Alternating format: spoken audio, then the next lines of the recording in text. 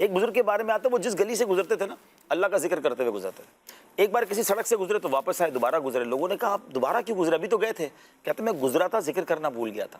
میں چاہتا ہوں ہر گلی, ہر اسٹیپ میرا, ہر زمین کا ٹکڑا جہاں سے میں گزروں اللہ کے ذکر کا گواہ ہو. اچھا اس کی اپوزٹ ایک بات سمجھ آ رہی ہے کہ وہ لوگ تو زمین کے ان حصوں کو اپنے ذکر کا گواہ کرتے تھے, اب یہاں وہ عبرت حاصل کریں جو زمین کے حصوں کو گناہ پر گواہ کرتے ہیں. آپ ٹریول کر رہے ہیں موٹر سائیکل پر, گاڑی پر, تو جناب گانے سن رہے ہیں, میوزک سن رہے ہیں. آپ سوچیں آپ ہر زمین کے ٹکڑے کو گناہ کا گواہ کر رہے ہیں. میں تو اس بات سے میں نے مدنی دعوت اسلامی کے قافلوں کو میں سوچا کہ اللہ پاک کی کتنی بڑی نعمت ہے جو قافلوں میں جاتے ہیں کہ دنیا میں جہاں جہاں جا رہے ہیں وہاں نمازیں پڑھ کے زمین کے ٹکڑوں کو گواہ کر رہے ہیں. کہیں دیکھی کی دعوت دے رہے ہیں, کہیں درس ہو رہا ہے, کہیں اجتماع ہو رہا ہے, تو اللہ ایسا ہمیں بنا دے کہ ہم جدھر جائیں. اب میں نے ایک دو جگہ دیکھا, ایک سفر میں تھا تو ایک صاحب ساتھ تھے, تو ہم کہیں پہنچے, کہتے میں 2 رکعت پڑھ لوں.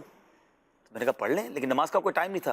تو کہہ رہے یار میں ادھر چاہتا ہوں ادھر بھی سجدے کر لوں, اس ملک میں, اس جگہ میں, اس علاقے میں 2 رکعت پڑھ لیتے نا تو یہ جگہ ہماری گواہ بن جائے گی. مجھے بڑا مزہ آیا ان کی بات سن کے. تو ایسا بھی لوگوں کو شوق ہوتا ہے, اللہ ایسا شوق نصیب فرمائے. حضرت داؤد طائی رحمۃ اللہ تعالی ایک بڑا کمال کا جملہ فرماتے ہیں. آپ لکھتے ہیں کہ ذاکرین یعنی ذکر کرنے والوں کی ارواح کے سوا, یعنی ان کی روحوں کے سوا باقی تمام روحیں دنیا سے پیاسی نکلتی ہیں. اگر ہم چاہتے ہیں کہ ہماری روح پیاسی نہ نکلے تو اللہ کو اپنی عادت بنائیں. اچھا یہاں وسوسے بھی آتے ہیں. ایک بڑا پیارا واقعہ مولانا روم نے لکھا کہ ایک شخص تھا, وہ رات کو اللہ کا ذکر کر رہا تھا, خوب ذکر الہی کر رہا, اللہ اللہ کا ورد کرتا تھا. شیطان نے اس کے دل میں وسوسہ ڈالا کہ اے کم بخت, تو اللہ کا ذکر کرتا ہے, ادھر سے تو کوئی جواب آتا ہی نہیں ہے, ادھر سے تو کوئی رپلائی آتا ہی نہیں ہے, یہ کیسا ذکر ہے. اس کو وسوسہ سمجھ آ گیا, کہتا ہے یار بات تو ٹھیک ہے, میں اللہ کو اتنے عرصے سے پکار رہا ہوں, کبھی رپلائی تو آیا نہیں. اس نے اللہ کا ذکر کرنا چھوڑ دیا. خواب میں اس کو حضرت خضر علیہ السلام کا دیدار ہوا. حضرت خضر آئے اور فرماتے ہیں نیک بخت, تو نے ذکر کیوں چھوڑ دیا؟ تو کہتا حضور میں ذکر کرتا ہوں, مجھے اللہ کی طرف سے جواب ہی نہیں آتا. اللہ اکبر. وہ کہتا ہے مجھے فکر ہے کہ اللہ نے ذکر رد تو نہیں کر دیا.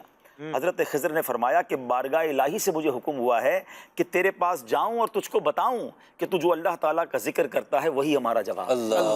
تیرے دل میں جو سوز و گداز پیدا ہوتا ہے وہ ہمارا ہی تو پیدا کیا ہوا ہے, اور یہ ہمارا ہی کام ہے کہ تجھ کو ذکر اللہ میں مشغول کر دیا.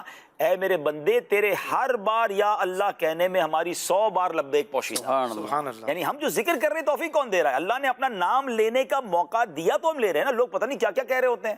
تو بس ذکر الہی کیے جائیں, اور حدیثوں میں آتا ہے نا ذکر ایسا کرو کہ لوگ تمہیں دیوانہ کہنے لگے. تو ذکر الہی میں گم ہو کر کریں, اللہ کی یاد میں کریں, اور آپ ذکر کریں تو صحیح, پھر دیکھیں آپ کے ارد گرد نیکیاں کرنا کیسا آسان ہوگا. کیونکہ جو سبحان اللہ کہہ رہا ہے جنت میں درخت لگ رہا ہے, الحمدللہ کہہ رہا ہے جنت میں درخت لگ رہا ہے, اللہ اکبر کہہ رہا ہے جنت میں درخت لگ رہا ہے, لا الہ الا اللہ کہہ رہا ہے جنت میں درخت لگ رہا ہے, لا حول ولا قوت الا باللہ کو نبی پاک نے جنت کے خزانوں میں سے خزانہ کہا. تو یہ وظائف جو پڑھ رہا ہے تو اس پر رحمتیں متوجہ ہو رہی ہیں, رحمت کی بارش برس رہی ہے. اب نماز میں بھی دل لگے گا, تلاوت میں بھی دل لگے گا, گناہوں کی عادتیں نکلیں گی. تو یہ مت سوچیں کہ ذکر سے فائدہ کیا ہوگا, آپ شروع تو کریں پھر دیکھیں فوائد کیسے نظر آتے ہیں.